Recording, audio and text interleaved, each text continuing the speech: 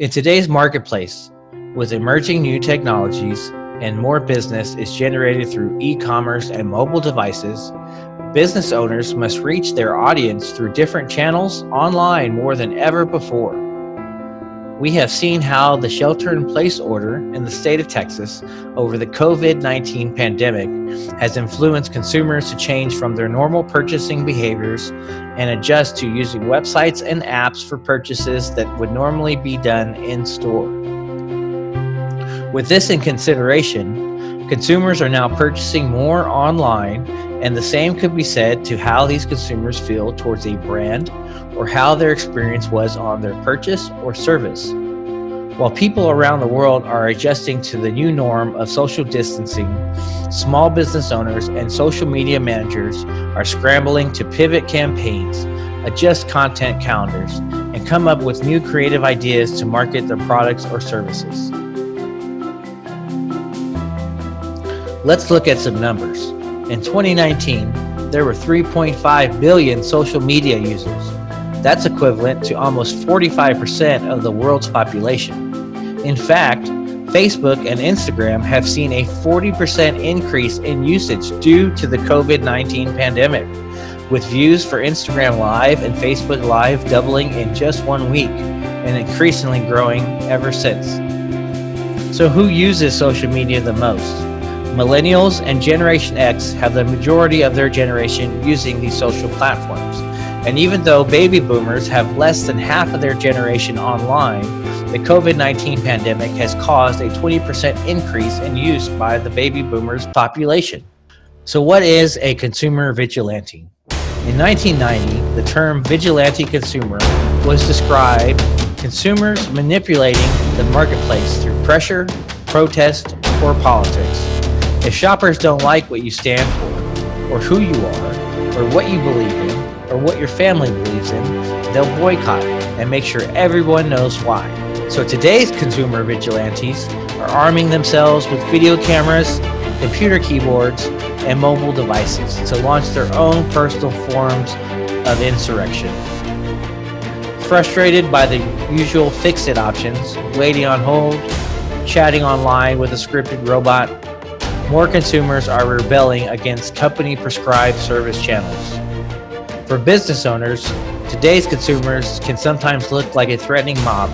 They are often unhappy, make vague or irrational demands, and can rush into unexpected directions that strongly affect business owners' livelihoods. They may suddenly take their business elsewhere or bombard owners with time-consuming, expensive complaints, or even both.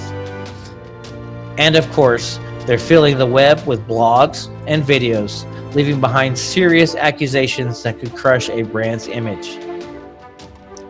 Behind the guerrilla tactics is a growing disconnect between the experience companies promise and customers' perception of what they actually get. Consumers are already pushed to the brink by evaporating home equity, job insecurity, raising prices, and the supply of necessary products. So how can all these considerations affect business here locally? Let's compare two companies in San Antonio, Texas, right before and after the shelter-in-place order went into effect. Local shoppers are taking pictures, videos, and sharing opinions online of how these businesses deal and respond to the current COVID-19 situation. Grocery store, it is wild. So today is the last day that you can get whatever you want to get because the state is officially on lockdown. So we at HEB trying to grab some more groceries, get what we can get while we can get it.